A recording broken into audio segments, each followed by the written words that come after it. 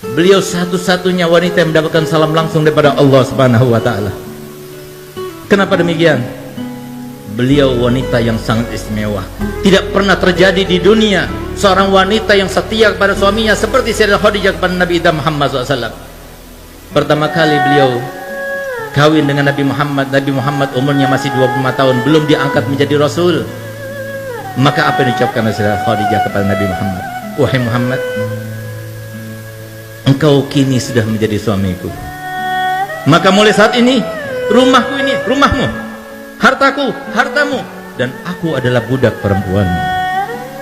Beliau ucapkan yang semacam itu bukan cuma ucapan bualan, tapi dibuktikan semenjak beliau menjadi istri Nabi Muhammad, semua karirnya ditinggalkan, semuanya difokuskan kehidupannya hanya untuk Nabi Muhammad. Nabi Muhammad diberikan harta yang banyak, diberikan ini, sodakokan, dipinjamkan, silaturahmi, sampai ketika Nabi Muhammad diangkat menjadi seorang Nabi dan Rasul, beliau sudah tidak punya. Sampai suatu waktu di sela-sela dakwahnya Nabi Muhammad SAW, beliau pernah ketika masuk ke rumah Sayyidatuna Khadijah, Sayyidah Khadijah sedang menyusui Sayyidah Fatimah. Begitu dia melihat, tertegun matanya. Karena apa? Ternyata air susu yang diminum oleh Sayyidah Fatimah berwarna putih bercampurkan merah. Kenapa? Karena beliau sekeluarga Nabi Muhammad dengan Sayyidah Khadijah dan Sayyidah Fatimah tidak makan 3 hari 3 malam, sehingga tidak keluar lagi air susu yang berwarna putih. Di saat itulah Nabi Muhammad SAW meneteskan air mata, tertegun. Tapi setelah itu, seperti kebiasaannya, setelah selesai Sayyidah Fatimah diletakkan tidur, maka Nabi SAW seperti biasanya tidur di atas pangkuan Sayyidatuna Khadijah. Ketika dia tidur terlelap, tiba-tiba Sayyidah Khadijah meneteskan air mata yang menyebabkan Nabi Muhammad bangun karenanya. Ketika dia bangun, dia melihat Sayyidah Khadijah dalam keadaan menangis. Maka dia tanya, "Wahai Khadijah, engkau menyesal karena telah mengawini aku?" Apa jawabannya? "Tidak, wahai kekasihku. Tidak, wahai kekasihnya Allah.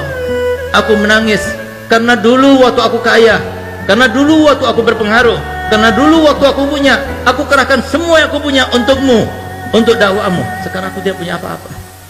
Aku membantumu, aku tidak punya apa-apa. Kalau penyesalan itu ya Rasulullah, kalau engkau anggap aku menyesal karena telah mengawinimu, dengarkan perkataanku. Kalau seumpama aku sudah meninggal dunia, sementara engkau masih membutuhkan biaya, engkau tidak mendapatkan biaya itu, galilah kuburanku, ambillah tulang belulangku, rakitlah, gunakan untuk sampanmu, untuk jadikan sebagai rakitmu, untuk perjalanan dakwahmu. Kalau engkau mau, pergilah ke pasar, juallah, dan hasil penjualannya kau gunakan untuk biaya dakwahmu." Sayyidah Khadijah bukan cuma bualan saja. Sampai detik-detik akhir umurnya, ketika beliau dalam keadaan sakaratul maut, yang bahkan beliau tersenyum pun sudah tidak bisa, yang dengan kesaksian Nabi Muhammad dan sumpahnya Nabi Muhammad, "Demi Allah, seumur hidupku aku tidak pernah melihat Sayyidah Khadijah melakukan suatu tindakan, mengucapkan suatu ucapan yang membuat hatiku risau dan galau karenanya. Demi Allah, aku tidak pernah menginginkan sesuatu untuk dilakukan oleh Sayyidah Khadijah kecuali sebelum aku utarakan, beliau sudah melakukannya untukku." Beliaulah ketika beliau dalam keadaan menanggung rasa sakit yang luar biasa ketika sakaratul maut, maka beliau meneteskan air mata di depan Sayyidatuna Fatimah dan Sayyidatuna Ummu Kulsum yang hanya berduaan yang menjaganya Sayyidah Khadijah. Di saat itulah ketika melihat tetesan air mata, maka Sayyidah Fatimah berkata kepada ibundanya, "Ibu, engkau merasakan sakit karena sakitmu?" "Tidak, tapi aku menangis karena memikirkan ayahmu. Kalau aku sudah meninggal, siapa akan masakan untuk ayahmu? Siapa akan mencucikan baju untuk ayahmu? Siapa akan menyenangkan hati ayahmu? Siapa akan menghilangkan gundah ayahmu?" Maka Sayyidah Fatimah berkata, "Ibu, semua yang kau lakukan, aku akan melakukannya untuk ayahku." Subhanallah, sehingga pantas Sayyidah Fatimah dijuluki oleh ayahnya Ummu Abiha, ibu dari ayahnya sendiri.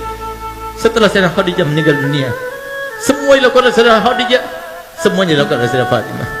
Subhanallah, di saat-saat beliau sedang berkeluh kesah semacam itu, tiba-tiba terdengar suara ketukan yang sangat halus, tidak keras, tidak mengagetkan mereka.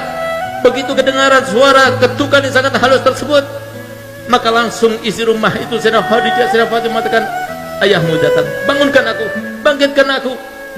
Sayyidah Khadijah duduk sudah tidak kuat, tapi minta pada Fatimah supaya ditopang dengan lututnya, supaya kelihatan seakan-akan dia duduk. Yang tadinya wajahnya bersenyum saja tidak bisa, dipaksakan untuk tersenyum. Sehingga ketika Nabi Muhammad datang melihat Sayyidah Khadijah dalam keadaan semacam itu, dikiranya oleh Nabi Muhammad Sayyidah Khadijah dalam keadaan sudah baik, sudah enakan. Maka Nabi Muhammad, kalau begitu aku akan meneruskan dakwahku. Dia keluar kembali.